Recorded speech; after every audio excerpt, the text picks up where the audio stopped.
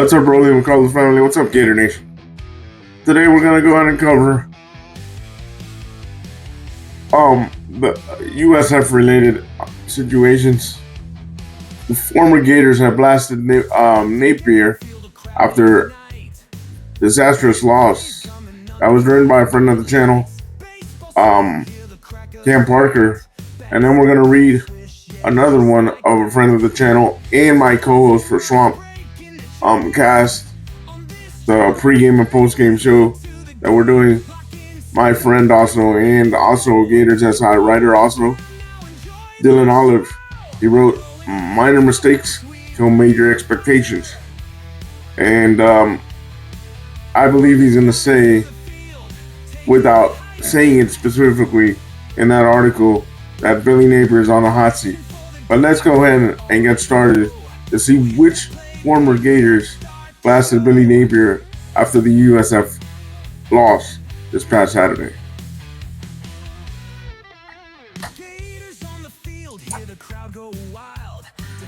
Billy Napier fell to 20-20 as the Florida Gators head coach after Saturday's loss to USF. Oh, actually, this was also written by Dylan Olive, not Cam Parker. I apologize.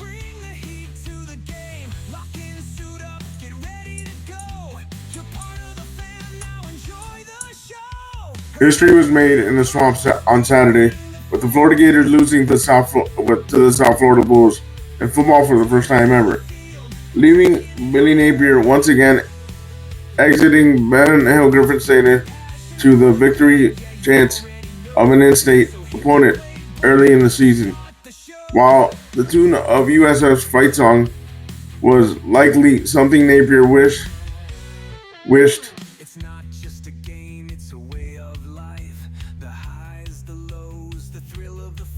to drown out.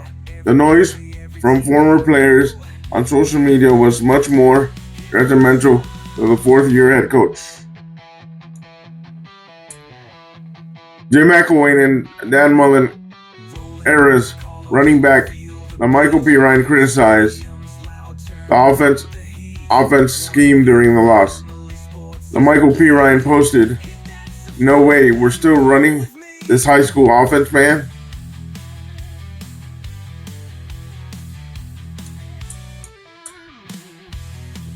Jacob Copeland, Napier is some shit.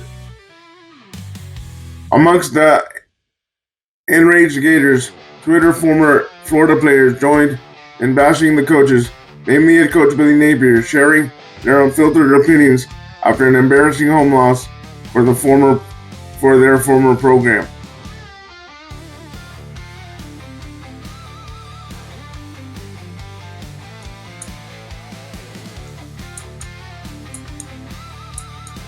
Jacob Copeland, a former top 100 recruit who recorded over 600 yards in his last season at Florida, transferred away from the program after the hiring of Napier at the university.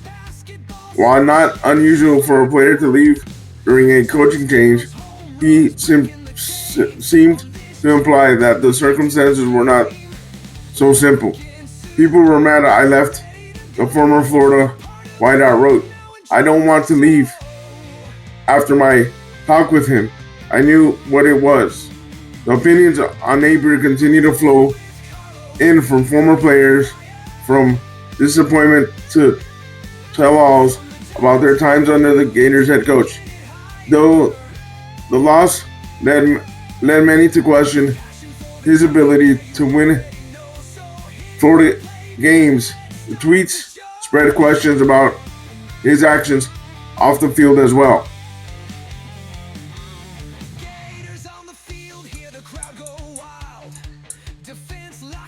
Treated a couple of players like it too. Former UF tight end Jonathan Odom, who spent 2 seasons under Napier, responded to Copeland's original tweet.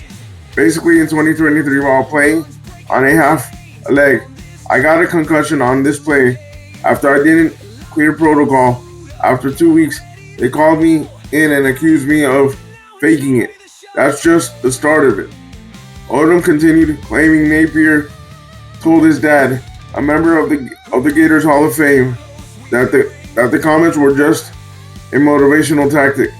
The legacy ended up transferring at the end of the season, seemingly leaving the school where his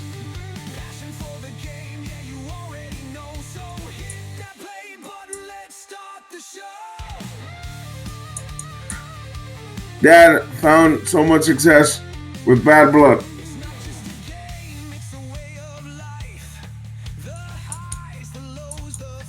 Now playing catch up to keep the season alive and realistically his job. All backs have seemed turned on Napier outside of the locker room. Despite an attempt to keep the outside noise outside, the Gators leader knows the chatter is deserved. We deserve it. If you play football like that, you're going to be criticized. It comes with the territory, right? Napier said after the game, only thing you can do is get it fixed, and that's what we'll start working on tomorrow. Florida will look to climb back into the season that already appears lost, with Napier hoping to regain the trust of his former players and the fan base. Passionate about results, such a climb will need to happen quickly with a matchup in Death Valley against the LSU Tigers.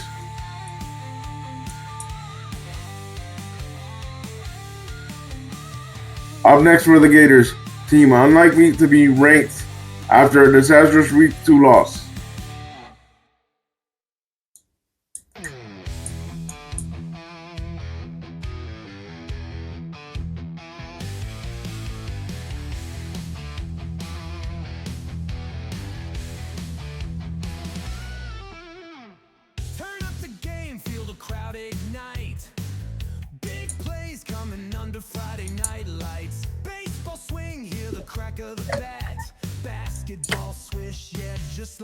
This one, minor mistakes kill major expectations. Also written by my co-host of Swamp Cast and friend Dylan Olive.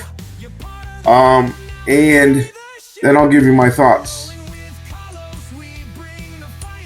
The South Florida Bulls drowned the Florida Gators in the depths of their own swamp Saturday, waiting in the shallows, tracking their prey with the anticipation to drag them into deeper waters.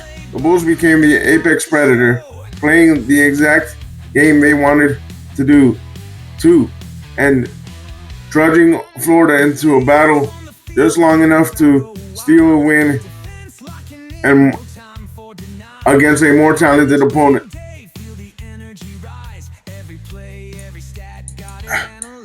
While head coach Alex Golish and the entire Bulls program deserve a lot of credit for executing their attack, the overwhelming criticism toward a sloppy and undisciplined Florida team was more than well earned.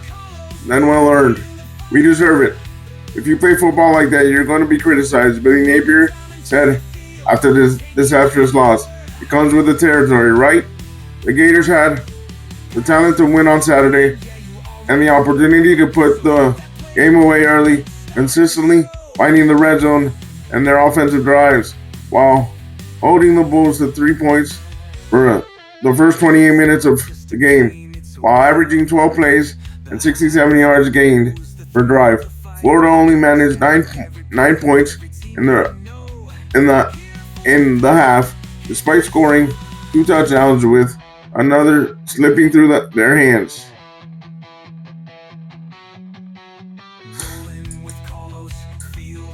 Florida's first drive inside USF's 30-yard line came in the first quarter, stalled out after a false start on Bryce Lovett, and 2nd and 10 at UF's 13-yard line.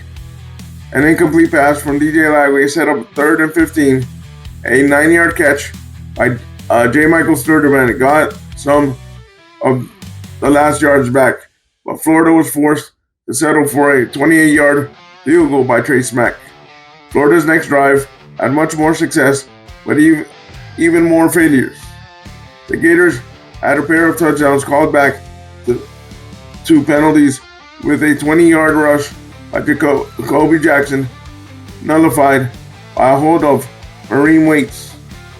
and a 14-yard catch by Tony Livingston negated by pass interference on Hayden Hansen. Another incomplete pass by Delagway on 3rd and 14 set up another field goal by Smack to take the lead 6-3. A drive later, Florida only needed 4 plays to get inside USF's 30-yard line before only gaining 6 yards across the next 4 plays. Ba accounted for all the yardage, which included a loss of 1 yard and 3rd and 3, setting up Smack's 3rd field goal of the day. Florida executed on offense until they didn't, seemingly consistently failing inside UF's 30, despite multiple golden opportunities to get in the end zone. Instead of a possible 2-score hold on the game, the Gators kept themselves swimming in dangerous waters, up just 3 heading into half.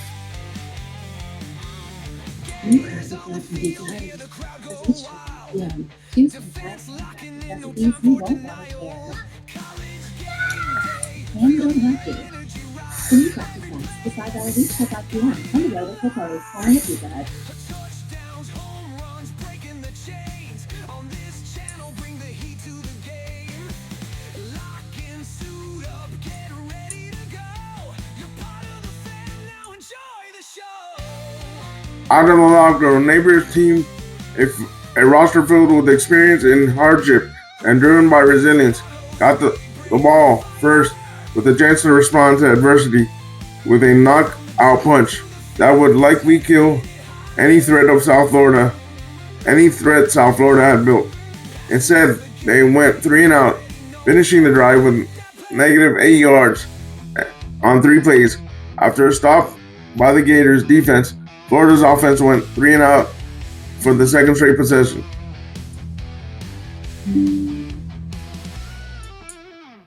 Turn up the game, feel the crowd ignite.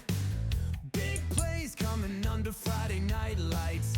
12 minutes would go by with a chance for Florida to extend their small lead and extinguish the feeling of red building throughout the stadium. The Bulls gave Florida opportunities, but the Gators responded with a punt, a pick, and another punt, and a safety, which ultimately became the difference. Florida finished the 3rd quarter with just 1 drive past midfield, not only missing an opportunity to ruin South Florida's upset bid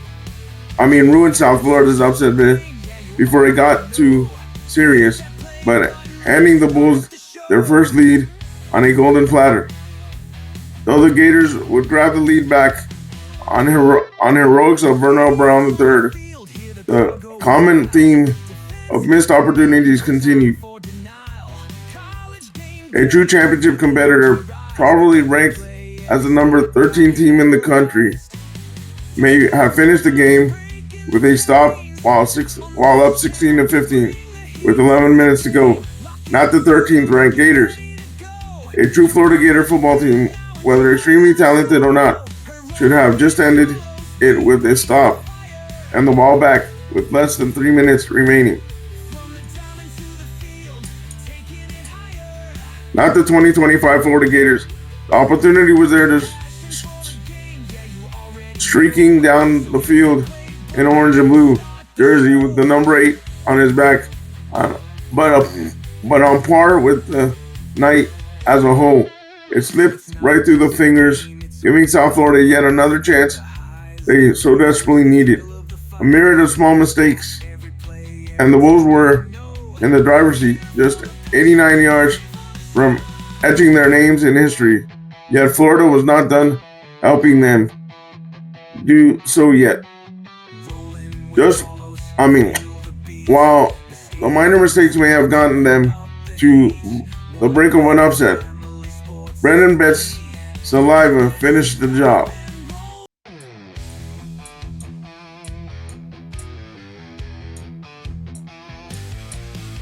As most of the country is well aware of now, South Florida would use Florida's collapse in culture, a culture Napier most adamant in establishing to secure a victory that somewhat landed in their lap, sending the Gator season spiraling just 8 quarters after it started. Once feeling different in Gainesville for Napier's 4th year in town, the all but too familiar wrench in the gut reappeared quickly for many donning orange and blue. I don't like these any more than our fans do, or you do. We have to do much better, Napier said. I think that we have a group that will respond tomorrow. Will present that opportunity. Gators on the field, hear the crowd go wild. Defense locking in, no time for denial. College game day, feel the energy rise. Through a story of disaster, the Saturday lights will still shine again on this Gators football team at least 10 more times before the season ends, leaving the door open for Florida to reach their expectations. They entered with week 2. The Gators have a schedule that can still allow them to make noise with the redemption offered as soon as next week against third-ranked LSU team in a tough environment. As easy as one game can make a season feel lost, a win could have Florida right back on track for the season they expected. Good teams don't peak in September. They peak in December. Florida quarterback DJ Lagway said after the loss, "I'm ready to continue to work hard and continue to take strides for greatness."